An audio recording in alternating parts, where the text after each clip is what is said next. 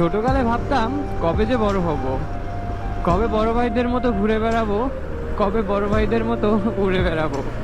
কিন্তু এটা ভাবতাম না যে বড় হওয়ার পর এতটা কষ্ট সহ্য করে নিতে হবে আর এতটা ধৈর্যশীল হতে হবে। ছোটকালটাই বেস্ট ছিল।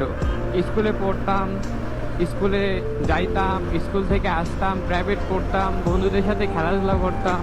স্কুলে গিয়ে টিফিন পিরিয়ডে অন্যরকম একটা মজা মস্তি, স্কুল পালানোর একটা মজা।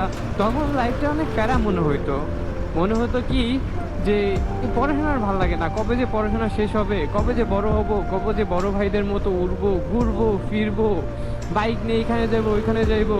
তখন বুঝতাম না বড় হওয়ার পর এতটা ধৈর্যশীল আর এতটা কষ্ট সয়ে নিতে হবে। তখন শুধু একটা জিনিসই ভাবতাম যে বড় হলে কেউ আমাকে আর আটকাতে পারবে না, কেউ আমাকে আর বাধা দিতে পারবে না। কিন্তু বড় হওয়ার পর যে এতটা কষ্টর সম্মুখীন হতে হবে, এতটা ঝই ঝামেলার সম্মুখীন হতে হবে, ফিউচার নিয়ে, ফ্যামিলি নিয়ে, নিজের কেরিয়ার নিয়ে এত টেনশনে পড়তে হবে, কখনো ভাবি নাই।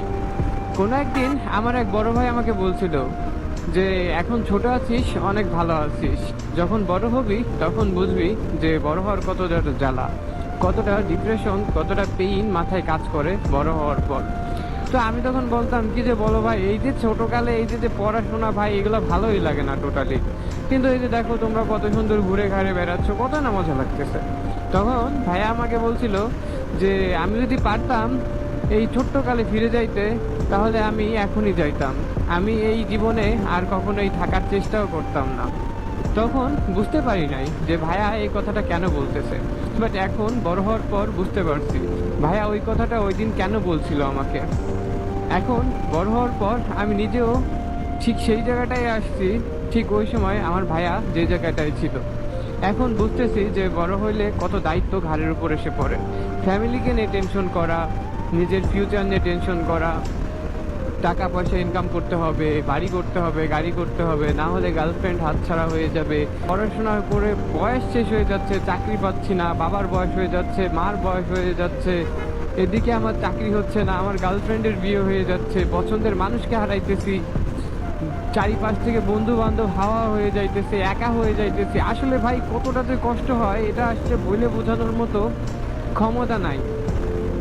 এখন নিজের কাছেই মনে হয় যদি ছোটকাল ফিরে পাইতাম, আমি আবার ছোটকালে চলে যেতাম। ছোটকালটা কত না সুন্দর ছিল। ঘুম থেকে উঠে মক্তবে যাইতাম, বন্ধু বান্ধবের সাথে খেলাধুলা করতাম, স্কুলে যাইতাম আসতাম, মাথার ভিতর কোনো টেনশনই ছিল না।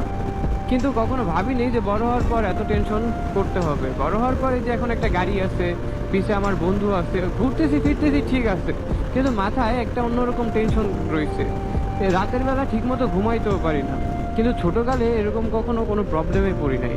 ছোটকালে ইচ্ছা মতো ঘুমাইছি, ইচ্ছা মতো খাইছি দাইছি, ঘুরছি ফিরছি, খেলাইছি, মানে কোনো টেনশন ছিল না মাথায়, অন্তত শান্তিতে একটু ঘুমাইতে পারছি।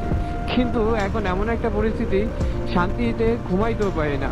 রাতের পর রাত চলে যায়, চোখের ঘুম হারাম হয়ে গেছে, ঘুম আসে না, কি করব না করব এটা ভাবতে ভাবতেই সারা রাত কেটে যায়। কিন্তু ছোটকালে কখনো এরকমটা হয়নি।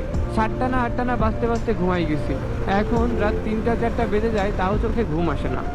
তাই ভাই ছোটকালটাই বেস্ট জীবন ছিল, ছোটকালটাই বেস্ট লাইফ ছিল। এই বড় হওয়ার পর যে আসলে এতটা কষ্ট হবে, তখন যদি বুঝতাম তাহলে আরো হয়তো বড়ই হতাম।